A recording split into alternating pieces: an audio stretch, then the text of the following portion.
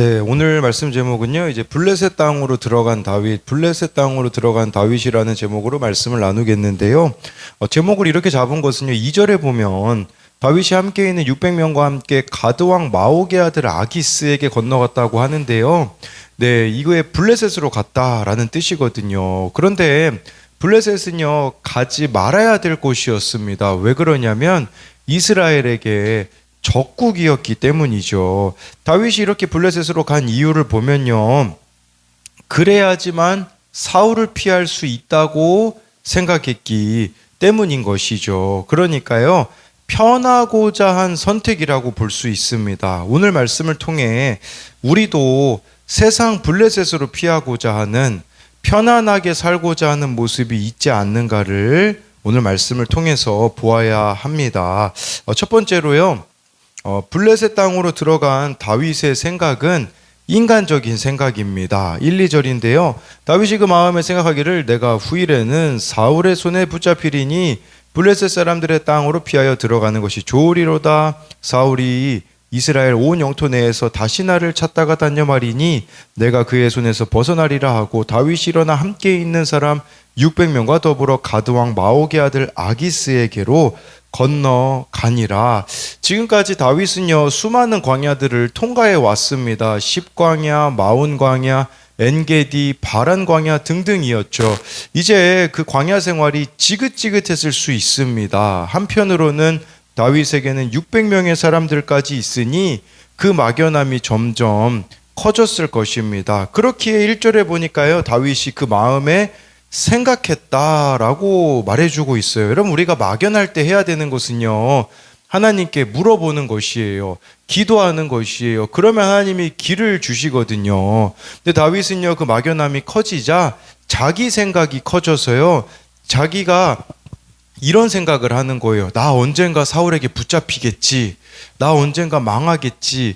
나 이대로 살다가 실패자로 남겠지. 이런 생각을 스스로가 한 것이죠. 즉, 염려가 그를 찾아왔다라고 볼 수 있어요.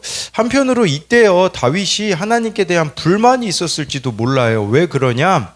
그 불만은 내가 원하는 인생의 그림과 하나님이 보여주시는 현실이 다르기 때문이죠. 왜 그러냐면 사울을 내가 2번이나 안 죽이고 용서했으면 하나님이 적어도 뭔가 보여주셔야 되는 거 아닌가? 뭔가 내 현실이 달라져야 되지 않는가? 이제 이런 생각들을 다윗이 했었을 거예요. 그런데 현실을 보니까 아무것도 달라진 게 없는 것이죠. 그러나 분명한 사실은 무엇이었냐면 다윗은 유다 땅을 벗어나면 안 되었다라는 것이에요. 왜 그러냐면 사무엘상 22장 5절에 갓 선지자를 통해서 하나님이 이미 말씀하셨거든요.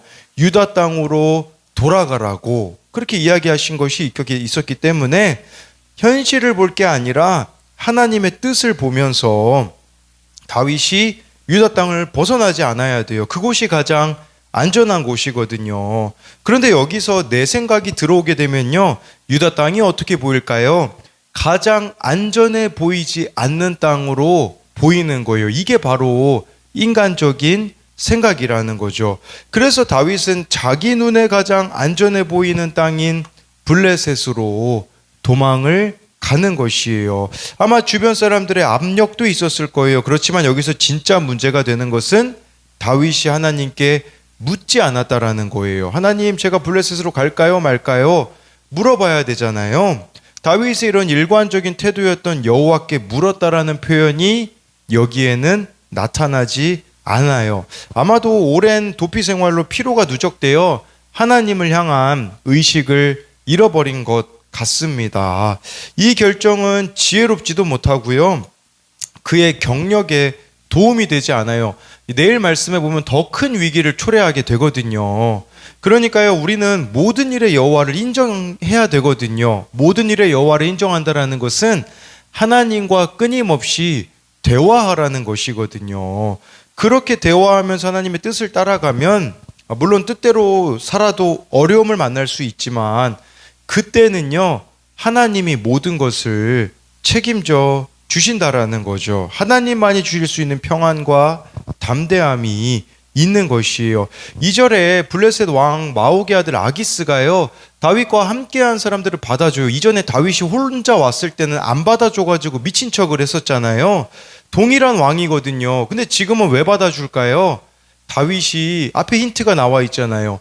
600명하고 함께 하니 쓸모 있어 보이니까 받아주는 거죠. 이걸 아셔야 돼요.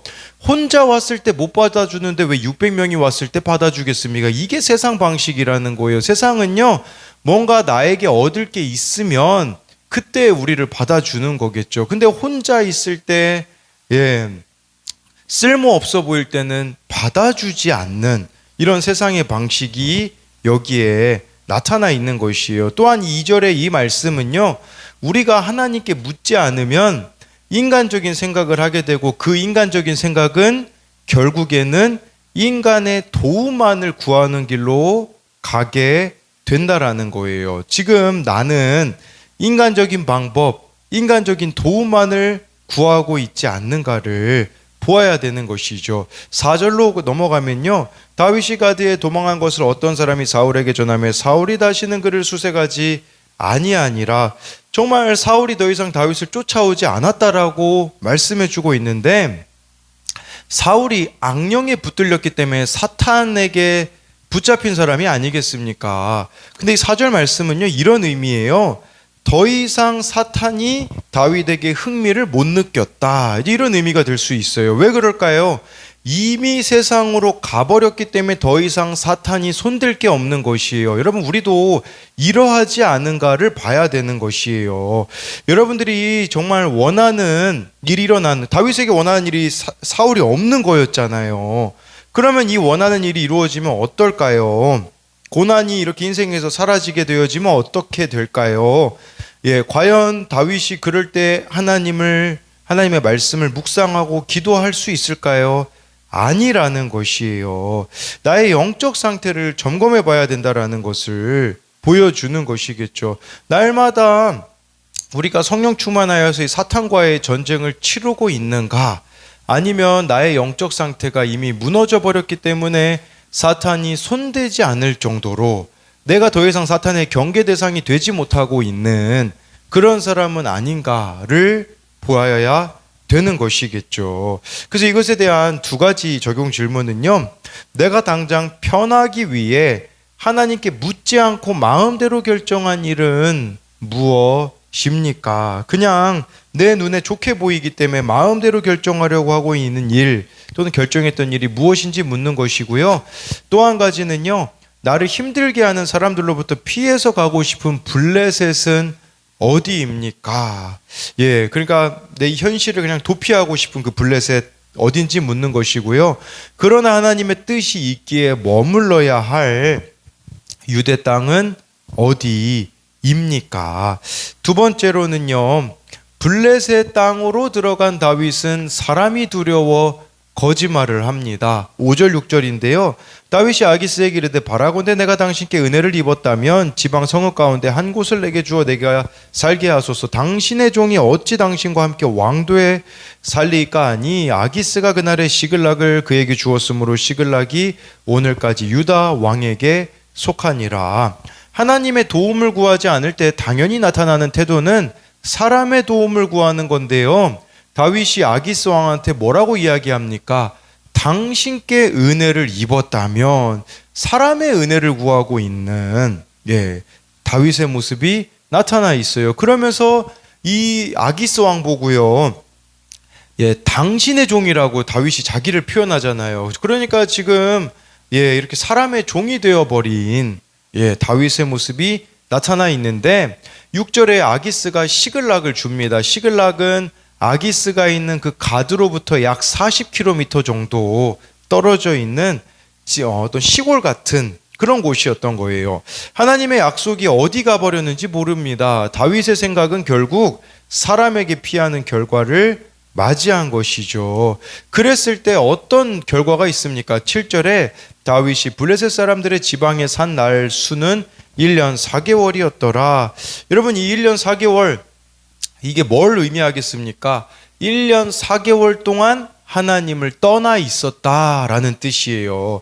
저는 이 말씀을 보는데 떠오르는 말씀이 있었는데요. 창세기 16장에 보면요.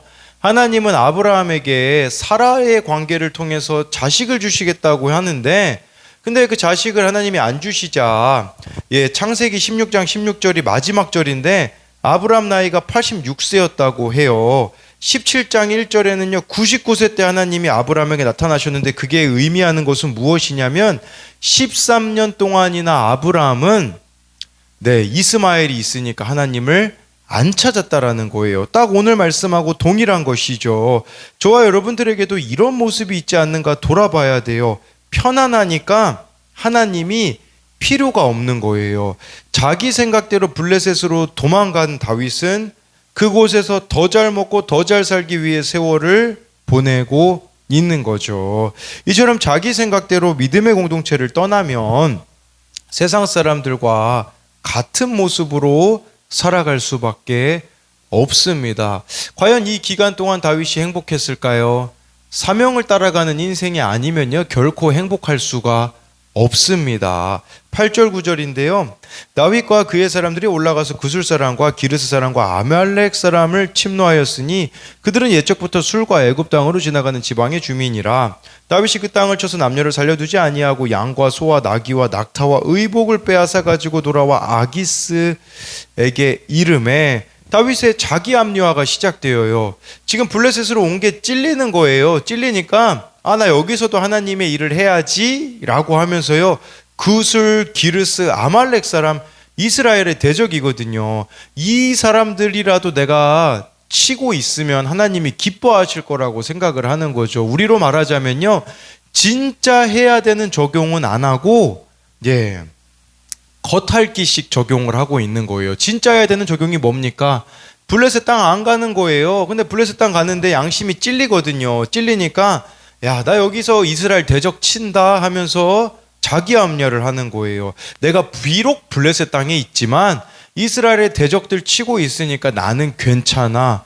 이런 식으로 생각을 하는 거죠. 진짜 해야 되는 적용은 딱 외면한 채로 이렇게 자기 합리화를 하는 것이죠.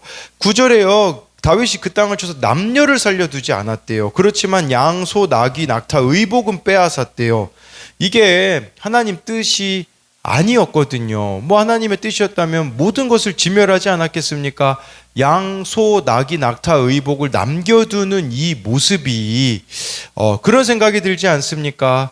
사울이 그렇게 아말렉을 진멸하지 않은 모습과 비슷한 길을 지금 다윗이 걷고 있는 것을 보여주고 있는 것이에요. 남녀를 살려두지 않은 것은 하나님의 뜻이 아니었음을 이제 10절 11절에 보면 나오는데요.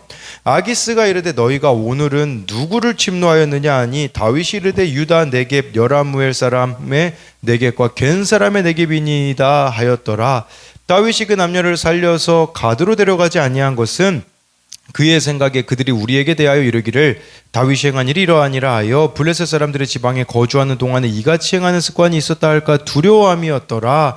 10절에 보니까요 다윗이 이제 거짓말까지 합니다. 그 거짓말은 뭐냐면 아기스가 물어보는 거예요. 너 누구 치고 왔냐? 그랬더니 다윗이 분명히 이스라엘의 대적을 쳤거든요. 그러면서 하는 말이 유다 네겝 여라무엘 사람의 네겝 겐 사람의 네겝, 쉽게 말하면 유다 사람들 치고 왔습니다. 이렇게 거짓말을 하는 거예요. 그러니까 사람을 두려워해가지고, 그리고 아까 제가 그 남녀를 다 죽였다고 했잖아요. 남녀를 왜 다 죽였냐? 11절에 나오잖아요. 그 중에 살아남은 사람이 있어가지고 혹시 이 가드 왕에게 가서 이야기할까봐 두려워가지고 죽였다라는 거죠. 그렇다면 여러분 여기 나와 있는 아말렉 사람이나 그런 사람을 친 것은 하나님의 뜻을 따른 게 아니라 그냥 살인했다라는 의미로 볼 수가 있는 것이에요. 그러니까 다윗이 지금 죄가 점점 커지고 있는 걸 보게 되어지죠. 거짓말하죠. 거기다가 이제는 살인까지도 저지르고 있는 다윗의 모습이 나타나 있는 거예요. 여러분 우리도 하나님과의 관계 속에서 묻지 않으면요 살인을 저지를 수가 있습니다. 이 살인이라는 게 실제로 죽이는 것도 있겠지만 저와 여러분들이 혈기와 분노로 다른 사람을 죽이고 있지는 않는가? 원망과 남 탓으로 또 다른 사람을 죽이는 살인을 저지르고 있지 않는가를 보아야 되는 것이에요. 정말 이 점점 두려움에 사로잡혔기 때문에 죄가 점점 커지고 있는 이렇게 다윗의 모습이 나타나 있는 것이죠. 12절에요. 아기스가 다윗을 믿고 말하기를 다윗이 자기 백성 이스라엘에게 심히 미움을 받게 되었으니 그는 영원히 내 부하가 되리라고 생각하니라. 아기스가 다윗의 거짓말을 믿었어요. 그러니까 무슨 생각을 하냐면 다윗이 유다 사람들 친다고 했으니 이제 이스라엘에게 미움을 받았으니 영원히 내 부하가 될 거야 라고 생각을 했던 것이죠. 여러분, 다윗의 인생에 사울이 사라지게 되어지니 사울이 쫓아오지 않으니 다윗이 어디를 향해 갑니까? 세상을 쫓아가는 거예요. 여러분, 우리에게는 정말 그놈 사울만 없으면 좋겠다고 생각할지 몰라요. 근데 사울이 없으면 여러분이 어떻게 되는 줄 아십니까? 세상으로 갈 수밖에 없다라는 거죠. 이때 다윗은 하나도 행복하지 않았을 겁니다. 왜냐하면 거룩을 따라가고 있지 않기 때문이에요. 저는 이때 다윗이 개인적으로 하나님이 베푸신 은혜들을 생각해 봤으면 얼마나 좋을까 생각이 되는 거죠. 광야 생활이 물론 힘들었습니다. 그런데요, 광야에서 하나님이 베푸신 은혜들이 있었거든요. 거기서 광야에서 다윗은 600명의 사람들을 얻게 되었죠. 거기다가 사무엘상 22장에 가족들도 다윗에게 오게 되거든요. 비록 사울의 적대감이 다윗의 집안에 미치지 않을까 염려했기 때문에 다윗의 가족이 왔었을지 모르지만, 그렇지만 그 광야 생활을 통해서 가족과의 관계가 다윗이 회복이 되었거든요. 전에는 서로 맞지 않은 형제들이었지만 사울에게 쫓기는 고통으로 인하여서 그들이 하나가 되었기에, 여러분 시편 133편이 아마 다윗과 형들 가족이 하나가 되었을 때 썼던 기록이라고 또 말합니다. 시편 133편 1절부터 3절인데요. 이런 내용이 나와요. 보라, 형제가 연합하여 동거함이 어찌 그리 선하고 아름다운고 머리에 있는 보배로운 기름이 수염 곧 아론의 수염에 흘러서 그의 옷깃까지 내린 같고 헐몬의 이슬이 시온의 산들에 내린 같도다. 거기서 여호와께 복을 명령하셨나니 곧 영생이로다. 여러분, 영원한 생명은요, 형제가 연합하는 것이라는 고백이 어떻게 나올 수 있었습니까? 광야 생활로 인하여서 가족들이 다윗에게 모일 수밖에 없는 그것으로 인하여서 이런 고백을 할 수 있지 않았겠습니까? 여러분, 영생은 마찬가지예요. 이렇게 하나님 안에 머무는 삶이 진정한 영원한 생명을 우리들에게 가져다 주는 것이죠. 그렇기 때문에 저와 여러분들이 사울에게 쫓기는 현실만 보면 인간적인 생각을 할 수밖에 없을 거예요. 그런데 그 쫓기는 현실 속에서도 여전히 하나님을 바라보며 하나님이 베푸신 은혜들을 붙잡고 저와 여러분들이 살아갈 때에 더 큰 죄의 길로 가지 않는다라는 것을 기억했으면 좋겠습니다. 그래서 이것에 대한 적용 질문은요, 나에게 믿음의 공동체보다 더 좋게 보이는 세상 모임은 어디입니까? 내 믿음을 스스로 지킬 수 있다고 생각합니까? 또 한 가지는요, 요즘 내가 사람에 대한 두려움, 먹고 살 것에 대한 두려움으로 거짓말하는 일은 없습니까? 내 삶 가운데 잊혀진 하나님의 은혜는 무엇입니까? 기도하겠습니다. 살아계신 하나님, 다윗이 묻지 않고 그 마음에 생각하는 것이 나는 언젠간 사울에게 붙잡힐 거야. 나는 언젠간 사울에게 죽임당할 거야. 나는 실패자가 될 거야. 나는 왕이 될 수 없을 거야 라는 그러한 정말 인간적인 생각에 사로잡혀서 다윗이 묻지 않고 블레셋으로 가는 모습을 봅니다. 하나님, 우리도 늘 이 선악과의 유혹이 있습니다. 내 눈에 보기에는 블레셋이 더 안전한 것 같아 보이기 때문에 내가 정작 있어야 될 유다 땅을 도망가고 싶어하는 회피하고 싶어하는 모습이 있습니다. 그렇게 블레셋으로 가니 1년 4개월 동안이나 하나님을 찾지 않는, 영적으로 완전히 무너져버린 이 다윗의 모습이 우리들의 모습이 되지 않을 수 있도록 주여 은혜를 베풀어 주옵소서. 그러면서도 나름 하나님의 뜻대로 산다고 이스라엘의 대적들을 내가 물리쳤어 라고 하며 진짜 해야 되는 적용을 안 하고 자기 합리화와 생색으로 치닫고 있는 부분들이 있지는 않는가 돌아보는 은혜가 있게 하여 주옵시고, 하나님 정말 광야 생활이 어렵지만 그 가운데 하나님이 베푸신 은혜들을 기억함으로써 우리의 인생의 광야가 말씀이 들리는 곳이 될 수 있는데, 날마다 하나님의 말씀을 사모할 수밖에 없고 기도할 수밖에 없는 그 현실을 정말 믿음으로 살아갈 수 있도록 주님 우리를 붙잡아 주시옵시고, 정말 그 길로 나아갈 때에 하나님만이 주실 수 있는 평안함과 하나님이 열어주시는, 하나님의 때에 하나님의 방법으로 열어주시는 그 믿음의 길을 저버리지 않을 수 있도록 우리들을 붙잡아 주실 것을 믿으며 살아계신 예수님 이름으로 기도드립니다. 아멘.